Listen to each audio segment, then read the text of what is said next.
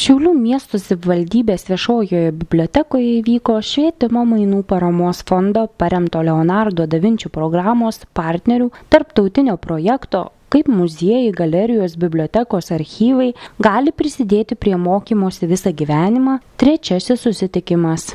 Susitikime dalyvavo projekto partneriai iš 7 Europos šalių – Latvijos, Turkijos, Prancūzijos, Italijos, Lenkijos, Portugalijos ir Lietuvos.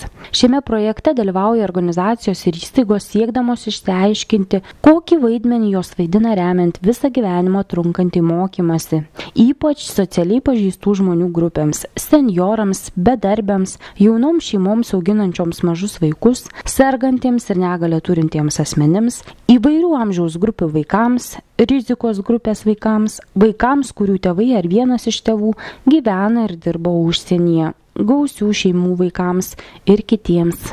Vykdant šį projektą siekiama tenkinti konkrečius kultūros darbuotojų dirbančių su neįgaliaisiais mokymosi poreikius, perteikiant visą gyvenimą trunkančio mokymosi patirtį bibliotekos lankytojams ir vartotojams.